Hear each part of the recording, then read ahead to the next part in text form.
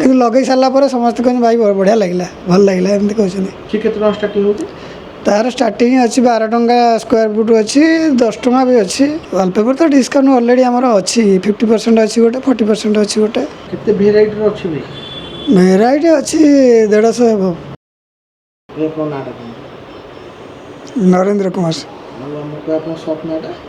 ସେଟା vintage interior, location କେଉଁଠି ଅଛି ଏଇଟା? Lewis road. ଆଉ ଆମର ଗୋଟେ କଥା କ'ଣ, ଏଠି କେଉଁ ଜିନିଷ ଆପଣ ସେଲ୍ କରୁଛନ୍ତି? PVC ପ୍ୟାନେଲ୍, ୱାଲପେପର, ଆଉ ରୋଟୋମୋଲ୍ଡେଡ୍ ପଟ୍, crystal glass painting, kitchen sticker, self adhesive ଏସବୁ। ଆଉ ଯେଉଁ ଷ୍ଟୋନ୍ ଆମର ପଟ୍ରେ ଦିଆହେଉଛି ଯେଉଁ ଷ୍ଟୋନ୍ ଅଛି, କ୍ଲେ ଅଛି। ଆଉ ଆମକୁ ଲୋକ ଭାଇ କଲର୍ ନ କରି ଏଗୁଡ଼ା ପସନ୍ଦ କରୁଛନ୍ତି ଲଗେଇବା ପାଇଁ ୱାଲପେପର? ହଁ ହଁ ନିଶ୍ଚିତ, ବହୁତ ପସନ୍ଦ କରୁଛନ୍ତି। ଆପଣ କେଉଁଠି ଲଗେଇଲେଣି ବର୍ତ୍ତମାନ କୋଉଠି? ଲାଗିଲାଣି ତ ବହୁତ ଆଡ଼େ ଲାଗିଲାଣି, ସବୁଆଡ଼େ ପ୍ରାୟ ଅଲ ଓଡ଼ିଶାରେ ସବୁଆଡ଼େ ଲାଗିଲାଣି। ତଥାପି ଲୋକେସନ୍ ସବୁ କେଉଁଠି ଲାଗିଛି? ଲୋକେସନ୍ ଆମର ତ ପୁରୀ, ବ୍ରହ୍ମପୁର, ଆଉ ମୟୂରଭଞ୍ଜ, ଆଉ କଟକ, ଯାଜପୁର, ଜଗତସିଂହପୁର। କେତେ ଭେରାଇଟିର ଅଛି ଭାଇ? ଭେରାଇଟି ଅଛି 150 ହେବ। କ୍ୱାଲିଟି କେମିତି ଅଲଗା ଯେଉଁ ଆପଣଙ୍କର ରହୁଛି ୱାଲପେପର ଯେତିକି ବିକୁଛନ୍ତି, ଆପଣଙ୍କ କ୍ୱାଲିଟି କେମିତି ରହିବ? କ୍ୱାଲିଟି ଆମର ଭଲ ରହୁଛି, ରେଟ୍ ଅନୁଯାୟୀ କ୍ୱାଲିଟି ଭଲ। ଆଉ ଆମର କହିବ ୱାଲପେପର, ଆମେ କହିବା ଯେଉଁ ଲୋକ କହିବେ ଭାଇ କାନ୍ଥ ଫାନ୍ଥ ଓଦା ହେଲେ ଲଗେଇଲେ ଖରାପ ହେବନି? ଓଦା ହେଲେ ତ ୱାଲପେପର ଲାଗିବା ଟିକେ ଅସୁବିଧା ଅଛି, ତ ସେଥିପାଇଁ ତା'ର ୱାଲପେପର ଅଲଗା ଅଛି, ଇଭି ମାର୍ବଲ ସିଟ୍ ଅଛି। କେତେ ଟଙ୍କା ଭାଇ ଆପଣ ଗୋଟେ ଜିନିଷ ଷ୍ଟାର୍ଟ ହେଉଛି ଦୋକାନରେ? ଜିନିଷ ମାନେ ବିଭିନ୍ନ ପ୍ରକାର ଭେରାଇଟିର ଅଛି, 450 ଟଙ୍କା ଆରମ୍ଭ ଅଛି, 200 ଟଙ୍କା ଆରମ୍ଭ ଅଛି। କେତେ ଭେରାଇଟିର ଅଛି ଭାଇ ୱାଲପେପର? ୱାଲପେପର ଅଛି ତ ବହୁତ 160 ପ୍ରକାର ଭଳିଆ, 150 ପରେ। ହଁ।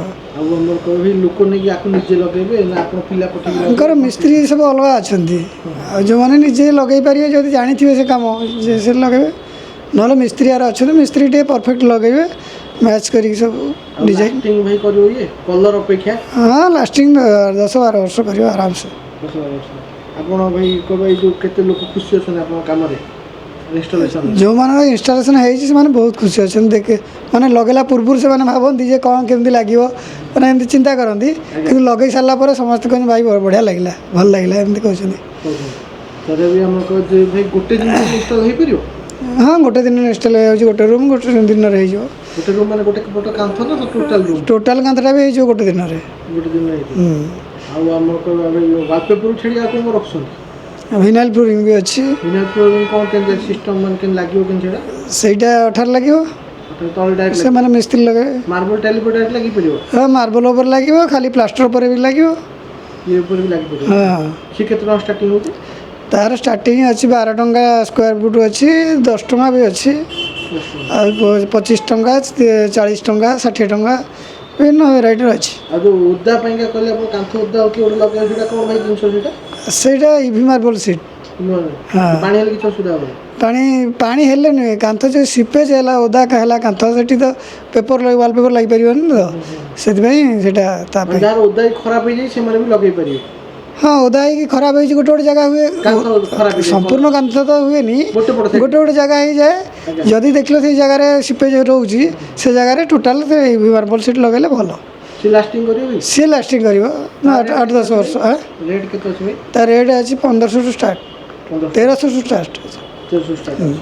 ଆଉ ଆମର କହିବା ଭାଇ ଯେଉଁ ପଟ୍ ଗୁଡ଼ା ରଖୁଛନ୍ତି ଗଛ ଲଗେଇବା ପାଇଁକା, ସିଏ କ'ଣ କେମିତି ଭାଇ ରେଟ୍ ଅଛି ସେଟା? ସିଏ 450 ଟୁ ଆରମ୍ଭ। ହଁ 450 ଆରମ୍ଭ ଅଛି, 5000-15,000 ପର୍ଯ୍ୟନ୍ତ ବି ଅଛି। ଇଏ ଭାଇ କ'ଣ ବାହାରେ ଖରା ଖାଲି ଖରାପ ହେବ ନାହିଁ ତ? ନା ନା ନା, ସେ 10-12 ବର୍ଷ ରହିବ, କିଛି ହେବନି ତାର। ସେଇଟା ରୋଟୋମୋଲ୍ଡେଡ୍ର ଅଛି। ସିମେଣ୍ଟ କୁଣ୍ଡ ତ ଭାଇ ଫାଟି ଯାଉଛି? ସେଇଟା ସିମେଣ୍ଟ କୁଣ୍ଡ ନୁହେଁ, ସେଇଟା ଅଛି ରୋଟୋମୋଲ୍ଡେଡ୍ର, ଏଇଟା ମାନେ ବ୍ରାଣ୍ଡ କମ୍ପାନୀ ସେ। ଆଉ ସେଇଟା ଏୟାରପୋର୍ଟରେ ସବୁ ଲାଗୁଛି, ଘର ଭିତରେ ବି ଲଗେଇବ? ଘର ଭିତରେ ଆଉଟଡୋର୍ ସବୁ। ଆଉ ଭାଇ ପାଣି ଲିକେଜ୍ ହେବ ନାହିଁ ତ? ପାଣି ଲିକେଜ୍ କ'ଣ ହେବ, ତାର ତ ପାଣି ତମେ ଲିକେଜ୍ କରିବାକୁ କଣା କରିବାକୁ ପଡ଼ିବ।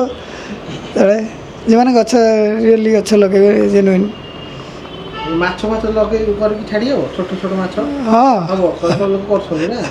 କିଛି ଅଫର୍ ଅଛି ନୂଆ? ହଁ ଅଫର୍ ଅଛି, 10,000 ଏଭବ୍ ରହିବ ଗିଫ୍ଟ ଗୋଟେ ଅଛି, ବେଲାଏଟାର ଗୋଟେ ଅଛି, ସ୍ପେଶାଲ୍ ଗିଫ୍ଟ ଅଛି। ୱାଲପେପରରେ କ'ଣ ଡିସକାଉଣ୍ଟ କରିଲେ?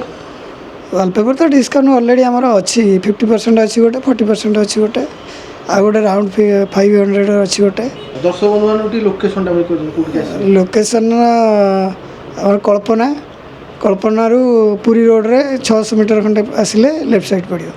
ଭଲ ସର୍ଭିସ୍ ମିଳିବ ତ ଭାଇ? ହଁ ଭଲ ସର୍ଭିସ୍? ହଁ ନିଶ୍ଚିତ। ନମସ୍କାର।